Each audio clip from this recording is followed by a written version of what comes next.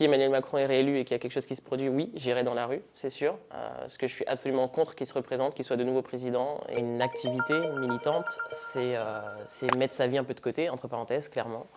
C'est être tout le temps sur le terrain. C'est aussi, moi j'ai développé une certaine méfiance, beaucoup plus qu'avant, envers les gens en général, parce que très approché par des politiques dès le départ, avec beaucoup d'insistance par moment.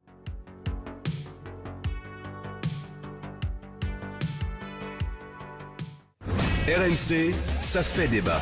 Ça fait débat, il est 8h15, Priscilla Ludowski, bonjour. Bonjour. Merci d'être avec nous. Vous êtes gérante d'une boutique en ligne de cosmétiques bio, on est bien d'accord, qui s'appelle Fall Co. C'est ça. Hein, c'est bien cela. Vous habitez la Seine-et-Marne, vous êtes à l'origine de cette fameuse pétition qui réclame une baisse des prix des carburants à la pompe. Combien de signatures ? Alors là, lorsque je suis partie ce matin, j'étais à 490 000. 490 000 signatures. Non, moi, vous imaginez. Ça va ? Bonjour. Merci d'avoir répondu à notre invitation. Comment vas-tu ? Allez, on continue.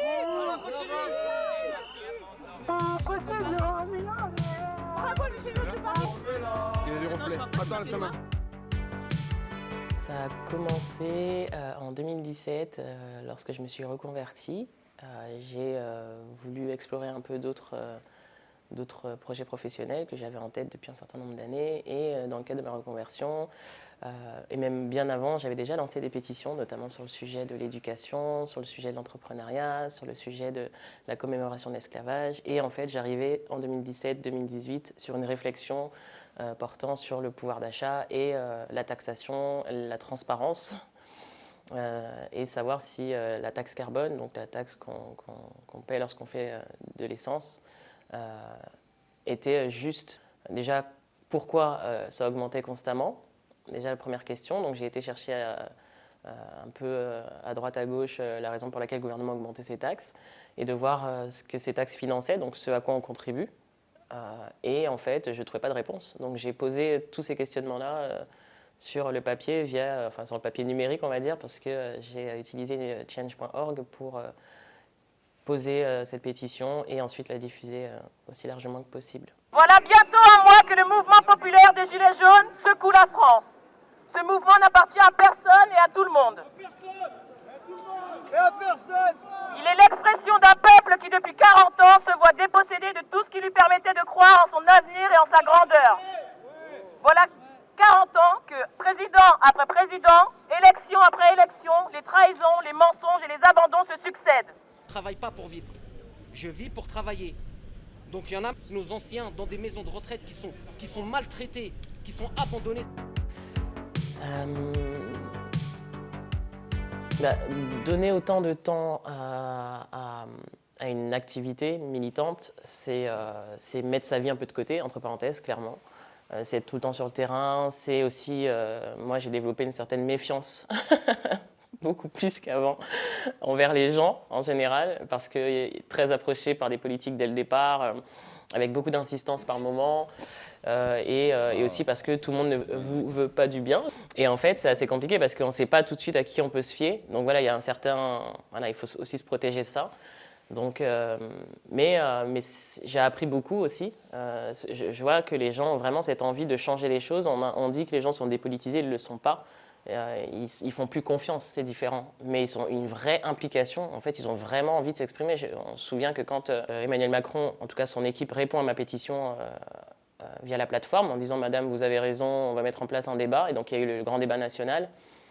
Il y a eu des milliers de personnes qui se sont déplacées dans les mairies pour... ils ont appelé ça des cahiers citoyens et ça rappelait les cahiers de doléances à l'époque de la Révolution. Mais les gens se sont déplacés pour écrire ce qui n'allait pas. Selon eux, c'est rare de voir ce genre de choses. Et il y a eu des centaines et des centaines des milliers même de doléances, de revendications qui ont été portées dans ces cahiers en mairie. La plateforme du Grand Débat a aussi eu un certain succès.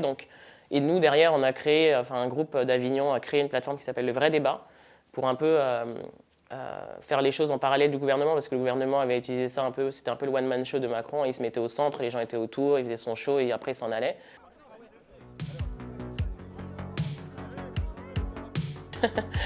Bah, je ne sais pas si c'est une envie, c'est pas forcément une envie, ça peut devenir une nécessité pour lancer l'alerte. Donc si Emmanuel Macron est réélu et qu'il y a quelque chose qui se produit, oui, j'irai dans la rue, c'est sûr. Parce que je suis absolument contre qu'il se représente, qu'il soit de nouveau président, et pas seulement pour les violences policières, mais pour tout ce qu'il a pu faire, et notamment la gestion de la crise sanitaire. Donc, donc voilà, il y a plein de choses qui ne vont pas à ce niveau-là, mais oui, je suis prête à ressortir. Ouais.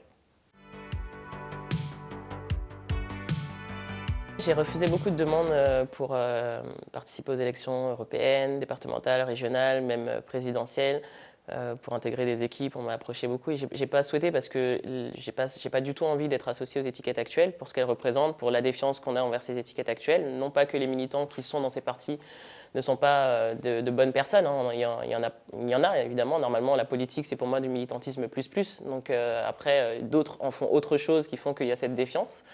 Mais je n'avais pas vraiment envie d'être associé à l'étiquette en elle-même. Par contre, je réfléchis à créer un mouvement à côté, un mouvement politique qui peut-être serait beaucoup plus transverse. Je me suis aussi formée, parce que je suis entrée dans le dur du terrain, et l'idée c'est aussi de pouvoir m'outiller aussi sur comment ça fonctionne au sein des partis, etc. Donc j'ai participé en 2020 à 9 mois de formation. C'est un programme qui a été créé par des femmes pour des femmes, qui s'appelle Investi, qui nous a formés à la pratique politique. C'était notamment pour se préparer aux législatives, mais pas avec aucune obligation de se présenter. Donc ça m'a permis d'avoir des outils et d'avoir des témoignages de femmes qui sont à l'Assemblée, qui ont été à l'Assemblée. Et là, aujourd'hui, depuis janvier, j'ai intégré l'Académie des futurs leaders. Moi, là, l'idée, c'est de travailler à l'impact que je pourrais avoir, que ce soit en entrant en politique, en créant un mouvement ou en faisant autre chose. Et là, il y aura certainement des décisions à prendre après ce programme-là. Je ne sais pas si elle est censée me guider, mais je dis souvent on n'est jamais mieux servi que par soi-même.